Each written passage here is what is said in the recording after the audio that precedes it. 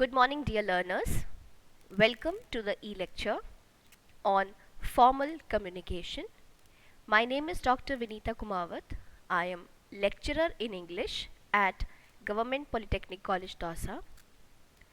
Types of communication, that is formal communication and informal communication, is part of the curriculum of first year diploma students, which is common for all, and formal communication belongs to the subject Communication Skills in English, subject code 1004.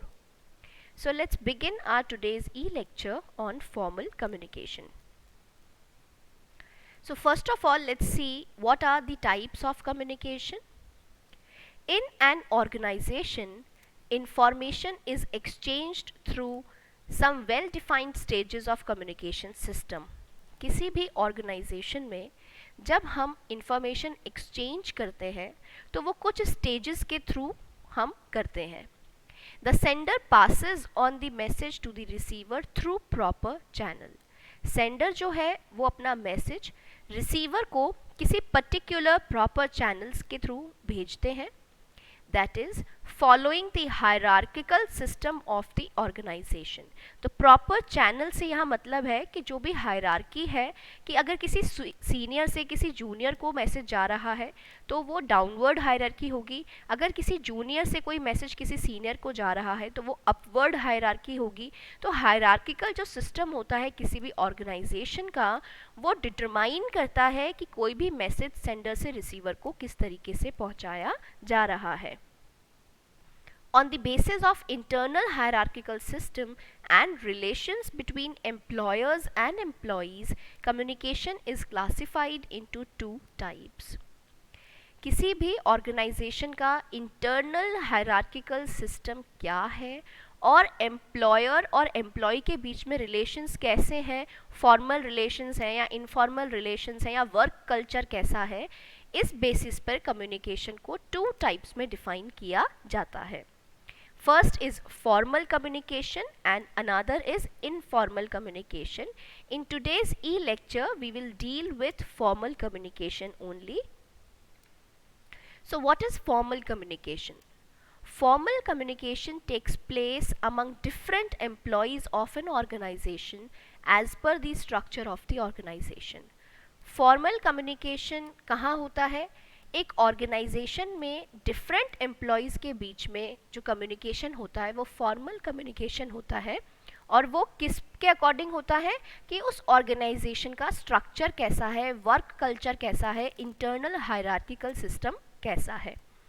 Formal communication observes organisational hierarchy system. Formal communication किस किस चीज़ को follow करते हुए चलता है कि organisation की hierarchical system कैसा है, डिसिप्लिन क्या है, and laws of power and authority कि जो लोग सीनियर हैं, जो लोग पावर में हैं, जो ऑथराइज्ड पीपल हैं, जो अथॉरिटी हैं, उनके क्या लॉज हैं, मतलब आपका जो ऑर्गेनाइजेशन है उसके क्या लॉज हैं, उनको ऑब्जर्व करते हुए formal communication takes place. When the message is transmitted among communicators who share a professional relationship, it is known as formal communication. जब एक मैसेज को डिफरेंट कम्युनिकेटर्स के बीच में ट्रांसमिट किया जाता है और वो जो डिफरेंट कम्युनिकेटर्स हैं उनका आपस में एक प्रोफेशनल रिलेशनशिप है तो उस कम्युनिकेशन को फॉर्मल कम्युनिकेशन कहा जाता है. It is usually understood that formal communication flows from top to downwards only, but it is not always so. Usually ये माना जाता है कि फॉर्मल कम्युनिकेशन जो है वो टॉप से डाउनवर्ड्स की तरफ चलता है, लेकिन हमेशा ऐसा नहीं होता. Formal communication in an organisation can be multi dimensional और मल्टी डायरेक्शनल. फॉर्मल कम्युनिकेशन जो है वो किसी भी ऑर्गेनाइजेशन में मल्टी डायमेंशनल भी हो सकता है और मल्टी डायरेक्शनल भी हो सकता है. मल्टी डायरेक्शनल मतलब ज़रूरी नहीं है कि मैसेज हमेशा टॉप टू डाउनवर्ड्स किसी सीनियर से किसी जूनियर को ही जाए, वो जूनियर से सीनियर को भी जा सकता है या सेम रैंक के एम्प्लॉयज़ में भी जा सकता है. On the basis of flow of information in formal communication, Types of formal communication can be classified into three parts. Formal communication में इंफॉर्मेशन का जो फ्लो होता है, उस फ्लो के बेसिस पे हम फॉर्मल कम्युनिकेशन को थ्री पार्ट्स में डिवाइड कर सकते हैं. First is vertical communication, second is horizontal or lateral communication, and third is diagonal or crosswise communication. Now let's study and discuss these three in particular. So we will look at the definition of each type of formal communication. Vertical communication में दो communication involve होते हैं, downward communication and upward communication. तो हम देखते हैं vertical communication के क्या डेफिनेशन होती है. तो डाउनवर्ड कम्युनिकेशन क्या होगी? Information moving from the superiors to the subordinates. जब कोई मैसेज सुपीरियर्स से सबऑर्डिनेट्स को ट्रांसमिट किया जाता है तो वो डाउनवर्ड कम्युनिकेशन कहलाएगा. Upward communication, information sent by subordinates to the higher authorities. जब कोई इंफॉर्मेशन सबऑर्डिनेट्स के थ्रू हायर अथॉरिटीज को भेजी जा रही है तो वो अपवर्ड कम्युनिकेशन होगा. अपवर्ड क्यों हुआ? क्योंकि वो जूनियर रैंक के एम्प्लॉयज से हायर अथॉरिटीज की तरफ, ऊपर की तरफ हो रही है. नेक्स्ट इज हॉरिजॉन्टल और lateral communication. exchange of information between co-workers of equal status within an organization with different areas of specialization or responsibilities. मान लीजिए एक कॉलेज है, अगर उस कॉलेज में 5 ब्रांचेस हैं तो 5 ब्रांचेस में हर ब्रांच का एक स्पेशलाइजेशन होता है. हर ब्रांच में कुछ लेक्चरर्स होते हैं, कुछ सीनियर लेक्चरर्स होते हैं, फिर हेड ऑफ द डिपार्टमेंट होते हैं और फिर जो प्रिंसिपल होते हैं जो कि हेड ऑफ द इंस्टीट्यूशन होते हैं. ये हायरार्की होती है. तो जब को वर्कर्स इक्वल स्टेटस के हों, मान लीजिए लेक्चरर ही किसी और ब्रांच के लेक्चरर से बात कर रहे हैं या अपनी कोई इन्फॉर्मेशन अपनी ही रैंक के पर्सन से जो कि किसी और ब्रांच में स्पेशलाइज्ड है या उसकी कोई और रिस्पॉन्सिबिलिटीज़ है लेकिन उनका भी पोजीशन पोस्ट वही है जो आपका है. तो जब सेम रैंक के लोग जो कि डिफरेंट ब्रांचेस से बिलोंग करते हों, जब को वर्कर्स इक्वल स्टेटस के होते हैं और उनके बीच में कोई इन्फॉर्मेशन फ्लो होती है, एक्सचेंज होती है, तो उसे हॉरिजॉन्टल और लेटरल कम्युनिकेशन कहा जाता है. नेक्स्ट इज डायगोनल और crosswise communication. Flow of information among the persons at different levels who have no direct reporting relationship with each other.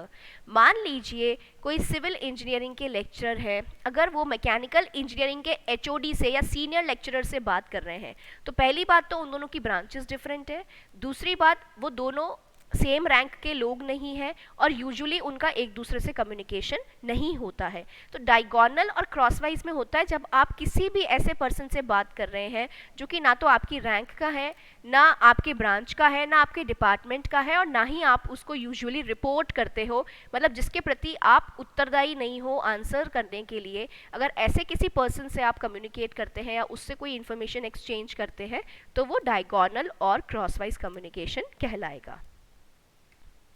Now let's see what are the characteristics of formal communication. Formal communication is generally in written form. ये एक बहुत important characteristic है formal communication का कि formal communication usually generally written form में होता है. Basically letters, notices, emails और ये जो होते हैं रिटन फॉर्म में, ये यूजुअली फॉर्मल कम्युनिकेशन का ही पार्ट है. It follows the built in organisational hierarchy. आपकी ऑर्गेनाइजेशन में जो हायरार्की बनी हुई है उसे ये फॉलो करता ही है. कोई भी मैसेज आप सीधा अपनी हायर अथॉरिटी तक नहीं पहुंचा सकते हैं, आपको प्रॉपर चैनल फॉलो करना है. अगर आप लीव लेना चाहते हैं तो पहले आप अपनी क्लास टीचर को देंगे, फिर क्लास टीचर उसे आपके हेड ऑफ द डिपार्टमेंट को देंगे, फिर हेड ऑफ द डिपार्टमेंट उसे हेड ऑफ द इंस्टीट्यूशन को देंगे. तो प्रॉपर चैनल आपको उसका फॉलो करना होता है. In formal communication language and tone are formal. जो आपकी लैंग्वेज और टोन रहेगी वो फॉर्मल रहेगी. It flows along prescribed channels which all organisational members are obliged to follow. जो भी प्रिस्क्राइब्ड चैनल्स हैं कि आपको रिटन फॉर्म में ही लिखना है, आपको लेटर फॉर्म में ही लिखना है, या आपको ईमेल ही करना है, आप ओरल कोई चीज़ एक्सेप्ट नहीं कर सकते, व्हाट्सएप वाला मैसेज एक्सेप्टेबल नहीं होगा, तो जो भी आपके कंडीशंस हैं, लॉज हैं, आपको उनको फॉलो करना होता है। ऑल ऑर्गेनाइजेशनल मेंबर्स को उसे फॉलो करना होता है। Formal communication takes place among professional people regarding professional matters. Formal communication professional लोगों के बीच में होता है और प्रोफेशनल मैटर्स के रिगार्डिंग ही फॉर्मल कम्युनिकेशन होता है. It is one way in rigid authoritarian management systems, while it is two way in rather lenient and democratic management systems. अगर फॉर्मल कम्युनिकेशन वन वे है, मीन्स आपकी higher authority ने आपको कोई notice दे दिया और आपसे कुछ कंसल्ट नहीं किया, आपकी प्रॉब्लम्स को नहीं सुन रहे हैं, यानी वन वे, उन्होंने जो दे दिया वो फाइनल है, तो उसमें क्या होगा, उसमें जो मैनेजमेंट सिस्टम है वो अथॉरिटेरियन हो जाएगा, तानाशाही हो जाएगी. लेकिन अगर टू वे है कि अगर ऊपर से कुछ आया है और नीचे वाले को अपनी ग्रीवांस रखने का मौका दिया जा रहा है, अपनी प्रॉब्लम्स को शेयर करने का मौका दिया जा रहा है, तो फिर वो थोड़ा लीनियंट हो जाता है, थोड़ा डेमोक्रेटिक मैनेजमेंट सिस्टम बन जाता है. Only official legal information is passed on in formal communication. Formal communication में वैसी informations पास की जाती हैं, एक्सचेंज की जाती हैं जो कि ऑफिशियल हो, प्रोफेशनल हो और लीगल हो. आप कोई भी इलीगल मैटर एक दूसरे के साथ एक्सचेंज नहीं करते हैं in formal communication. Now, what are the advantages of formal communication? Formal communication is effective and trustworthy since great care has to be taken in designing and sending it through proper channel. Formal communication जो है वो बहुत effective होता है और बहुत trustworthy, विश्वसनीय भी होता है. क्यों? क्योंकि फॉर्मल कम्युनिकेशन को ड्राफ्ट करने के लिए बहुत केयरफुल स्क्रूटनी की जाती है, उसे बहुत केयरफुली डिज़ाइन किया जाता है और बहुत केयरफुली ही प्रॉपर चैनल से उसे भेजा जाता है. तो आप उसे ट्रस्ट कर सकते हो कि अगर ऊपर से बॉस से कोई लेटर मेरे पास आया है तो वो कोई फर्जी मैटर नहीं होगा, वो आप उसे ट्रस्ट कर सकते हो कि जो भी आया वो बिल्कुल सच है. Next, formal communication is mostly in written form and is thus easier to store and retain for future reference.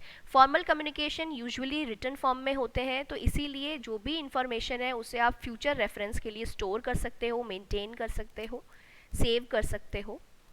Formal channels of communication may travel to the far spread branches of an organization via print or electronic media. जो भी formal channels होते हैं communication के, जैसे letters हो गए, notice हो गए, ड्राफ्ट्स हो गए, ईमेल्स हो गए, तो ऑर्गेनाइजेशन की ब्रांच चाहे कितनी ही दूर क्यों ना हो, कहीं किसी विदेश में ही क्यों ना हो, आप उसे प्रिंट या इलेक्ट्रॉनिक मीडिया की हेल्प से उस मैसेज को ट्रांसमिट कर सकते हो. Formal communication follows a prescribed path and thus unity of message is maintained throughout the communication process. Formal communication एक prescribed path यानी जो भी आपका hierarchical system है उसे follow करता है और इसीलिए उस message की unity बरकरार रहती है. पूरे process में उस message में कोई भी कुछ भी छेड़छाड़ नहीं कर सकता है. The issuing authorities have full control over the direction and speed of communication, which facilitates in getting work done efficiently and in time. जो भी उस फॉर्मल कम्युनिकेशन को की इशूइंग अथॉरिटी है, जो भी उस मैसेज को जारी कर रहे हैं, उनका पूरा कंट्रोल होता है कि मैसेज किस डायरेक्शन से होता हुआ जाएगा, मैसेज की स्पीड क्या रहेगी, यानी उनको वो काम कितनी देर में करवाना है, कैसे करवाना है. तो इससे क्या होता है, वर्क बहुत एफिशिएंटली और टाइम से हो जाता है. So these are few advantages of formal communication. Now let's see what are the disadvantages of formal communication. The information passes through a long chain and can cause distortion of message. क्योंकि information एक लंबी chain को, एक पूरे hierarchical system को follow करते हुए पहुंचती है, तो इससे मैसेज के डिस्टॉर्ट होने के कई बार चांसेस हो जाते हैं. Information gets filtered by the perception and understanding of each employee. अगर कोई लेटर आता है तो उस लेटर को हर एम्प्लॉई अपने लेवल ऑफ परसेप्शन के अकॉर्डिंग समझने की कोशिश करते हैं. जब हम अपने लेवल ऑफ अंडरस्टैंडिंग, अपने परसेप्शन से किसी मैसेज को पढ़ते हैं तो वो इन्फॉर्मेशन फिल्टर होने के चांसेस होते हैं, क्योंकि हम उसमें जो हमारे डाउट्स हैं उन्हें क्लियर करने का मौका बहुत ही रेयरली हमें मिलता है. Information has to traverse through many hands and causes delay and red tapeism in the organization. क्योंकि information बहुत लोगों के हाथों से होते हुए जा रही है, बहुत लोगों तक पहुंच रही है, तो उससे कई बार डिले भी हो जाता है क्योंकि टाइम लगता है, और रेड टेपिज्म यानी लाल फीताशाही जिसे हम हिंदी में कहते हैं, कई लोग उसे दबा कर रख लेते हैं कि नहीं ये अपने प्रॉपर चैनल से ही जाएगा, जो रूटीन वर्क है उसी में जाएगा, तो वो मैसेज और डिले होता चला जाता है. Formal communication consumes a lot of time and is rigid in the sense that informality does not prevail in the least. Formal communication में time बहुत लगता है और ये काफ़ी rigid है इस sense में कि informality बिल्कुल भी नहीं चलती है, आपको पूरा formality करना पड़ता है. The employees involved in sending the information further face an increase in the workload. जिस एम्प्लॉय का ये काम है कि उसे उस इन्फॉर्मेशन को आगे बढ़ाना है, तो इससे उसका वर्कलोड भी बढ़ रहा है, उसके एक्स्ट्रा काम बढ़ रहे हैं.